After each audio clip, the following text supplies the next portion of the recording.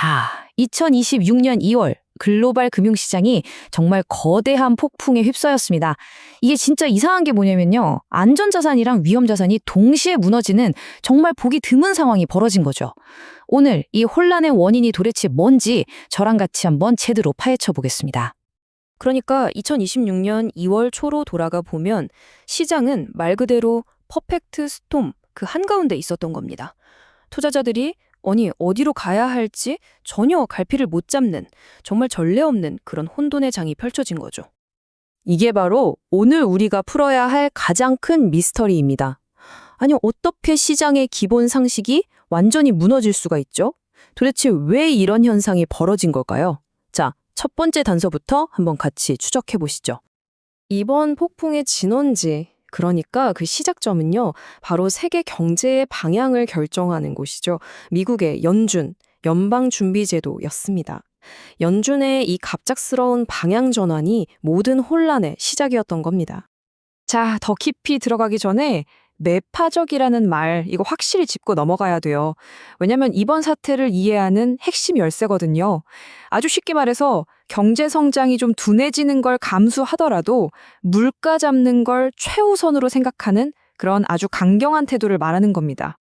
시장에 우리 이제 강하게 나갈 거야 하는 아주 명확한 신호를 보낸 사건이 있었어요. 바로 케빈 워시라는 인물이 차기 연준 의장으로 지명된 건데요. 이게 이른바 워시 쇼크였죠. 그의 등장은 시장에 자, 이제 저금리 시대는 끝났습니다 라는 아주 강력한 메시지를 던졌고 이건 즉각적인 불안감으로 이뤄질 수밖에 없었습니다. 그리고 이런 시장의 불안감은요. 연준이 기준금리를 여기 보시는 것처럼 3.50에서 3.75% 수준에서 딱 동결하면서 현실이 되어버렸습니다. 아, 제발 금리 좀 내려주지 않을까 하고 간절히 기대하던 시장의 희망에 그냥 찬물을 확 끼얹어버린 결정이었죠. 여기에 파월 의장의 이 한마디가 그냥 쐐기를 박아버렸습니다. 물가가 여전히 너무 높습니다. 바로 이 말이었죠. 연준이 곧 정책 방향을 바꿀 거라는 시장의 어떤 달콤한 환상을 그냥 산산조각 내버린 겁니다. 자, 이제 다음 단서로 한번 넘어가 볼까요? 자, 이제 두 번째 단서입니다.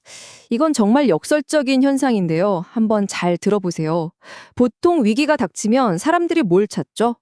그렇죠. 안전자산의 대표 주자, 바로 금이잖아요. 그런데 도대체 왜 금 가격이 급락했을까요? 바로 이 지점에서 정말 흥미로운 사실이 드러나요. 금값이 떨어진 게 사람들이 이제 금은 별로야 하고 믿음을 잃어서가 아니었다는 겁니다. 오히려 정반대였어요. 다른 투자에서 손실이 너무 커지니까 유일하게 수익을 내고 있던 자산인 금을 팔아서 비상현금을 마련해야만 했던 거죠. 이런 역설적인 투매 현상은요, 사실 몇 가지 이유가 거의 동시에 복합적으로 작용한 결과입니다.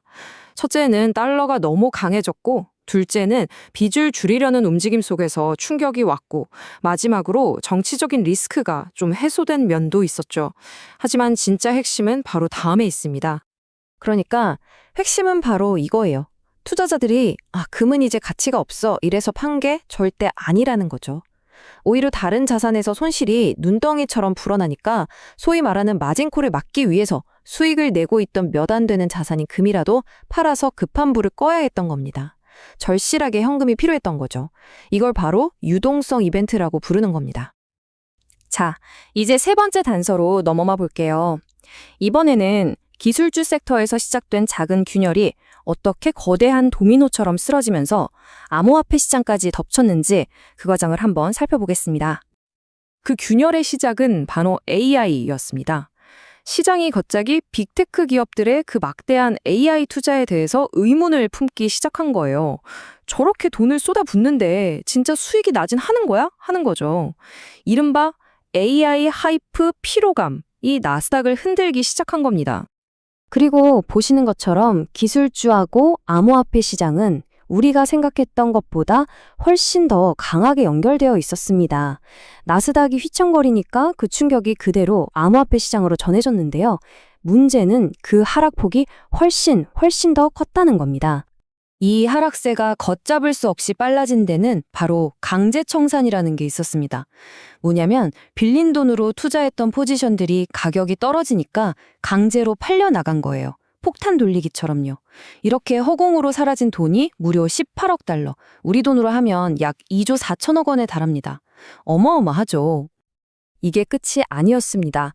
엎친 데 덮친 격으로 비트코인 ETF에서도 단 하루 만에 8억 달러, 그러니까 1조 원이 넘는 돈이 썰물처럼 빠져나갔습니다. 이건 뭐 투자자들이 일단 도망치고 보자 하고 대거 후퇴하고 있다는 아주 명백한 신호였죠. 자, 지금까지 흩어져 있던 단서들을 우리가 하나씩 다 살펴봤습니다. 이제 이 퍼즐 조각들을 다 맞춰서 전체 그림을 한번 완성해 보고요. 이 모든 사건이 우리에게 대체 뭘 말해주고 있는지 결론을 한번 내려보겠습니다. 이 표를 보시면 모든 게 어떻게 연결되어 있는지 한눈에 들어오실 겁니다. 보세요. 연준의 강경한 태도가 달러 강세를 만들었죠?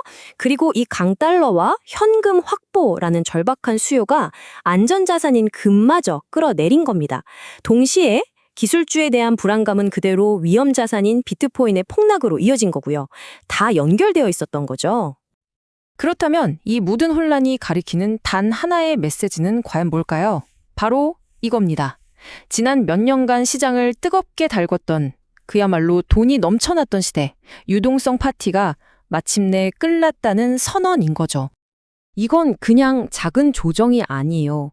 시장의 게임 규칙 자체가 바뀌는 아주 근본적인 전환을 의미합니다. 지금 시장은 이 새로운 금융 환경에 정말 고통스럽게 적응하는 중이고요. 이 모든 것의 중심에는 연준이 있습니다. 그래서 당분간은요, 섣불리 움직이기보다는 현금 비중을 좀 늘리면서 보수적으로 시장을 지켜보는 지혜가 필요해 보입니다. 이제 우리는 말 그대로 안개가 자욱한, 한 번도 가보지 않은 바다를 항해하게 된 셈입니다. 오늘 분석이 여러분의 항해에 조금이나마 도움이 되는 나침반이 되었으면 좋겠습니다. 그리고 마지막으로 우리 모두가 스스로에게 던져야 할 질문이 하나 남았습니다. 이 완전히 새로워진 시장 환경에서 여러분의 전략은 무엇입니까?